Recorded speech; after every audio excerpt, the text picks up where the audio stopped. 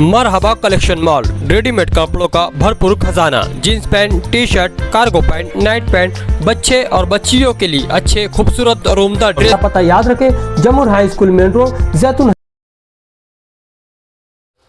अस्सलाम वालेकुम। सबसे पहले मैं तमाम उम्मत मुस्लिमा को ईद सईद की पुरखुलूस मुबारकबाद पेश करता हूँ। आज मैं मालेगांव शहर में एक मंगनी के ताल्लुक़ से आया था, जहाँ पर हमारे साथी साबिक कॉरपोरेटर अतीक लोखंडवाला साहब, इनके ऑफ़िस पर मुझे चाय पानी के लिए बुलाया गया और आज आप सब लोगों से मुखातिब होकर मैं आप सभी लोगों का शुक्रिया अदा करना चाहूँगा। गुज़िश्ता साढ़े 4 साल पहले आप सब लोगों की मदद से अल्हम्दुलिल्लाह हमारे धुलिया शहर के जितने वोटर्स हजरात हैं, उन सब के इत्तेहाद और इत्तेफाक की बिना पर मैं एज ए MLA एक आमदार कहकर चुनकर आया। चुनकर आने के बाद मुझे यूँ लगा कि हमारे शहर में ख़ास करके जो अक़लियती इलाके हैं वो सभी बहुत सारे मसाइल से दो चार है और इन तमाम के मसाइल को हल करना मैं अपना इखलाकी फ़र्ज़ समझता हूँ। ऐसा सोचकर मैंने काम करना शुरू किया और अल्हम्दुलिल्लाह बहुत सारे काम मैंने ना सिर्फ़ अक़लियती इलाकों में बल्कि दीगर अबनाए वतन के इलाकों में भी तरक्याती काम किए। उसी के साथ साथ शहर में जो जातिवाद का एक बहुत बड़ा भूत हमारे धुलिया शहर में था, उसको हमने नेस्त नाबूद किया और भाईचारे का पैगाम लोगों को देकर अल्हम्दुलिल्लाह शहर से पूरे जातिवाद को ख़त्म किया। इसी के साथ साथ तरक्याती कामों के साथ जो एक आमदार के फ़राइज़ होते हैं उसको मैंने बेहतरीन तरीके से अंजाम दिया और अल्लाह का शुक्र है कि आज मेरे शहर की आवाम मुझसे मुतमईन है। आने वाली पार्लियामेंट इलेक्शन है तो MIM का उम्मीदवार होगा क्या धुलिया मालेगांव मतदान? असल में यह है कि हमने पूरी मालूमात लेने के बाद और जो पिछले चुनाव हुए उनके सब नताइज को देखने के बाद मैंने सब अपने जितने कॉरपोरेटर्स हैं और जो कार्यकर्ता है उनको बुलाकर उनसे राय मशवरा लिया। उसमें हमारे ऐसा समझ में आया कि धुलिया मालेगांव जो लोकसभा हल्का है इसमें 19,08,37 ऐसे कुछ तो भी 37 ऐसे कुछ तो भी वोट है, जिसमें मैं समझता हूँ कि 3.25 लाख तक मुस्लिम वोट है। और मैं समझता हूँ कि मुस्लिम उम्मीदवार का इस हल्का पार्लियामेंट से चुनकर आना बहुत ही मुश्किल काम है। इसलिए हमारे जो असदुद्दीन ओवैसी साहब हैं उनसे मेरी गुफ्तगू हुई और मैंने उनको ये कहा कि अगर हम यहाँ से धुलिया से अगर कोई उम्मीदवार खड़ा करते तो इससे सीधे सीधे भारतीय जनता पार्टी के उम्मीदवार को मदद होगी और जो सेकुलर वोट है उनका डिवाइडेशन होगा। तो आप इस पर गौर कीजिए कि एक ही सेकुलर पार्टी का कोई उम्मीदवार ऐसा है जो मजबूत हो और जो भाजपा को शिकस्त दे सके। तो आखिर में हम लोग वही करेंगे कि अगर हमको लगता है कि ऐसा कोई उम्मीदवार है जो भारतीय जनता पक्ष को हरा सकता है, उसका मुकाबला कर सकता है, तो इंशाअल्लाह ताला हम ये सिफारिश करेंगे असदुद्दीन ओवैसी साहब से कि हमारे MIM का उम्मीदवार यहाँ से ना उतारा जाए। अच्छा, आपने बताया कि पार्लियामेंट से मुस्लिम उम्मीदवार नहीं फतेहयाब हो सकता है, लेकिन वंचित बहुजन अघाड़ी ने मुस्लिम उम्मीदवार को टिकट दिया है इस हल्के में, क्या कहना चाहेंगे इस पर? देखिए, असल में ऐसा है कि वंचित बहुजन अघाड़ी जो है इसके और हमारे ख़यालात काफ़ी हद तक मिलते हैं, लेकिन हमने देखा कि पिछले वक्त में भी जो हमारे विधानसभा के चुनाव हो रहे थे उस वक्त हमने उनसे पैक्ट करने की कोशिश की थी, लेकिन जो प्रकाश अंबेडकर साहब है उनकी बहुत ज़्यादा बड़ी डिमांड्स थी और बहुत ज़्यादा सीटें वो मांग रहे थे, इसलिए हमारा उस वक्त भी पैक्ट नहीं हो पाया था। इस वक्त भी हमने कोशिश की थी। लेकिन इसी के साथ साथ आप लोगों को मैं बताना चाहूँगा कि अमरावती से जो है डॉक्टर प्रकाश अंबेडकर के भतीजे मेरे ख्याल से उनका नाम है आनंद राज अम्बेडकर, जो अभी पार्लियामेंट का इलेक्शन लड़ रहे हैं।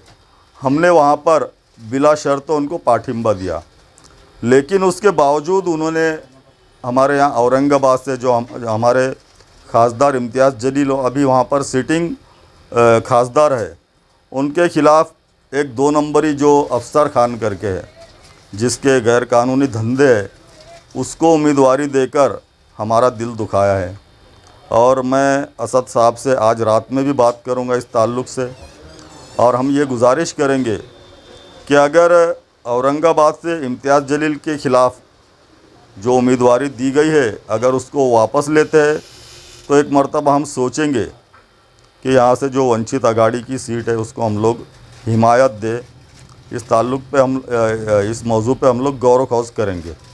बीजेपी के उम्मीदवार को टक्कर देने में इंडिया गठबंधन की उम्मीदवार है जो सोबत आई, वही है जो बीजेपी को टक्कर दे सकती है, उसको हरा सकती है। तो इसमें आप क्या करेंगे? इसको वंचित को ही समर्थन करेंगे कि ये जीतने वाली पार्टी को? देखिए, ऐसा है कि हम लोगों ने देखा है कि जो अपने आप को सेकुलर कहते हैं, चाहे वो कोई भी पार्टी हो, कांग्रेस हो, राष्ट्रवादी कांग्रेस हो, लेकिन हमने देखा कि आखिर में वो जाकर भाजपा की गोद में बैठ जाते हैं। तो हम लोग किस तरह से इन पर विश्वास करेंगे, किस तरह से हम इन पर भरोसा करेंगे? अभी अशोक राव जी चौहान, जिनको 2 मरतबा खुद मुख्यमंत्री बनाया गया, उनके वालिद को मुख्यमंत्री बनाया गया, उसके बाद कई महकमे उनको दिए गए, उसके बावजूद भी उन्होंने पक्ष से गद्दारी की, और जो अपने ऊपर जो सेकुलरिज़म का सिक्का लगा था उसको उन्होंने मिटा दिया, वो जाकर भाजपा की गोद में बैठ गए।